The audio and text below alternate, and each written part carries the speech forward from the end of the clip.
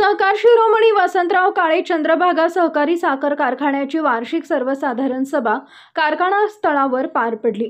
हा कारखाना सहयोगी तत्वावर चालवण्यात देण्यात येणार असल्याने ही सभा वादळी होणार अशी चर्चा होती। चेअरमन कल्याण काळे यांच्या अध्यक्षतेखाली सभेला सुरुवात झाली। बोत्रे पाटील यांना कारखाना सहयोगी तत्वावर चालवण्यास देण्यात येणार असल्याचं कल्याण काळे यांनी घोषित करताना सभासदांच्या हितासाठी हा निर्णय घेतल्याचं सांगितलं। त्यानंतर या संदर्भात मांडलेल्या ठरावाला ॲडव्होकेट दीपक पवार यांनी विरोध दर्शवला आणि काही प्रश्न उपस्थित केले। वार्षिक सर्वसाधारण सभेत या ठरावावर विचार विनिमय करून मगच निर्णय घ्यायला हवा होता। मात्र चेअरमन कल्याण काळे यांनी आपल्या भाषणात सांगितल्याप्रमाणे बोत्रे पाटील यांच्याकडून आधीच पैसे घेतलेत, मग हा विचार विनिमयाचं नाटक कशासाठी असा देखील प्रश्न उपस्थित केला। यावेळी चेअरमन कल्याण काळे यांच्या समर्थक सभासदांनी गोंधळ घालण्यास सुरुवात केली। या गोंधळातच चेअरमन कल्याण काळे यांनी प्रश्नांना बगल देत आवाजी मतदान पद्धतीने हा ठराव मंजूर करून घेतला आणि वार्षिक सर्वसाधारण सभा आटोपती घेण्यात आली। तुम्ही सर्वांनी आता तो मीडिया समोर आहे, ऑनलाईन सभा आहे, त्याच्यामुळे तुम्ही स्वतः समोर सगळं बघितलेलं आहे। जवळजवळ पोटावर मोजण्या इतके 4-5 लोकांचा काही विरोध होता, पण बाकीच्या सगळ्या सभासदांचा हेतू एकच आहे की कारखानदारी चांगल्या पद्धतीने चालली पाहिजे, टिकली पाहिजे आणि माझ्या ऊसाला दर चांगला मिळाला पाहिजे ही मानसिकता होते।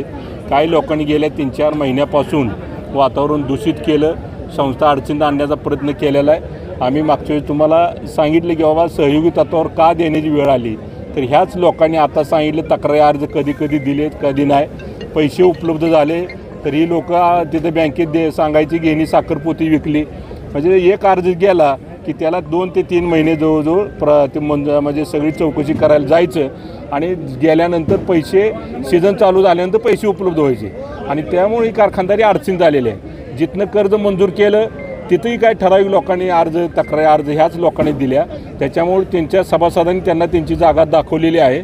आज जवळजवळ 98% एक म्हणजे 4-5 लोक सुटली तर जवळजवळ सगळ्या लोकांचं मत सहयोगी तत्वावर देण्यास काय हरकत नाही असा ठराव पास करायला मान्यता सभासदांनी दिलेली आहे। पुढची प्रोसिजर कशी असणार? आता पुढची प्रोसिजर आपल्याला आज सहयोगी तत्वाचा ठराव झाल्यानंतर 1 महिना 2 महिन्यात आम्ही तो प्रस्ताव साखर आयुक्ताला सबमिट करू आणि साखर आयुक्ताला सबमिट केल्यानंतर साखर आयुक्तांची शिफारस घेऊन तो सरकार दरबारी प्रस्ताव जाईल।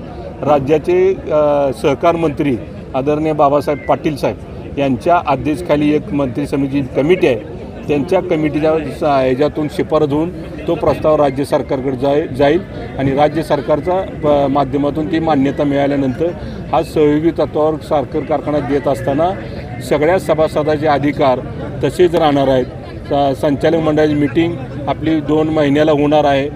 कारखान्याचे चेअरमन हे संचालक मंडळाची मीटिंग घेणार आहेत, सभासदांचा लवकर ऊस आणणार आहे आणि आलेल्या ऊसाला चांगला दर देण्याच्या माध्यमातून ह्या सगळ्या गोष्टीचं नियोजन अतिशय योग्य पद्धतीने केलेलं आहे। आयत्यावेळीचा जो विषय आता आला की जो कारखान्याबाबत सातत्याने तक्रारी करतायत काही सभासद, तर त्यांचा सभासद रद्द करावा असा विषय मांडण्यात आला। आता सगळ्यांच्याच माध्यमातून तुम्ही स्वतःनी सगळ्यांनी बघितलेलं आहे, खरोखर जी सभासद वैतागला आहे ह्याच लोकांनी खरं कारखानदारी ही अडचणीत आणलेली आहे आणि हे आज चित्र स्पष्ट झालेलं आहे तुमच्या सर्वांच्या साक्षीने।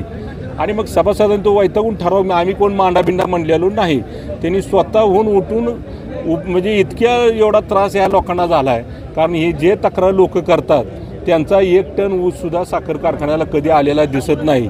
आता त्यांनी सांगितलं आमच्या नोंदीच घेत नाहीत, नोंदी दुसऱ्या कारखान्याला दिल्या जातात आणि ऊस मात्र आपल्याकडे अजिबात घातलेला जात नाही, हे आम्हाला सातत्याचं रेकॉर्ड आमच्याकडे आहे। त्यामुळे सभासदांनी त्यांना त्यांची जागा दाखवलेली आहे। आता सगळ्याच्या मतानं आम्हाला ठराव तो मंजूरच करावा लागणार आहे, कारण सगळ्यांनी सांगितले, कारण एखादा जर संस्थेला बाधा आणत असेल बरं त्यात तथ्य काय आहे का? ह्या 4-4 वर्षात 3-4 वर्षात ह्या लोकांनी कायम तक्रारी दिलेल्या आहेत आणि त्यात तथ्य काहीच नाही हो, फक्त वाटोळ एवढं झालं की सभासदांचं या संस्थेचं वाटोळ झाल्यामुळे सभासदांचं वाटोळ झालं, कारण क्रशिंग तेवढं आम्ही करू शकलो नाही आणि मग ही वेळ आमच्यासमोर आलेली आहे। त्यामुळं आम्हाला तो ठराव सगळ्याच्या मतानं आल्यानंतर तो ठराव आम्हाला मंजूर करावा लागेल। कायद्याचं काम करेल, किती वर्षासाठी वगैरे कसं आहे त्याची लॅबिलिटी सगळी बघितली जाते। आज कारखान्याचं एकूण कारखान्यावर बोजा किती आहे, कर्ज किती आहे, सभासदाची देणी किती आहेत, इतर अनसिक्युरिड लोन किती आहे, ही सगळी त्याची बेरीज केली जाते आणि ते आपण साखर आयुक्ताकडे तसा प्रस्ताव आपण देणार आहे आणि मंत्री समिती त्याच्यावर निर्णय घेणार आणि त्या पद्धतीने ते पुढं आपल्याला मंजूर देतात. असं आम्ही काही 40 वर्ष 25 वर्ष 10 वर्ष 15 वर्ष असं होत नाही, तर ती मंत्री समिती त्याच्यावर निर्णय घेत असते. Okay thank you. ओके. ताज्या घडामोडी जाणून घेण्यासाठी शिवशाही न्यूज यूट्यूब चॅनलला सबस्क्राईब करा. आपण हा व्हिडिओ फेसबुकवर पाहत असाल तर फेसबुक पेज फॉलो करा आणि शिवशाही न्यूज.com या आपल्या वेबसाईटलाही भेट द्या.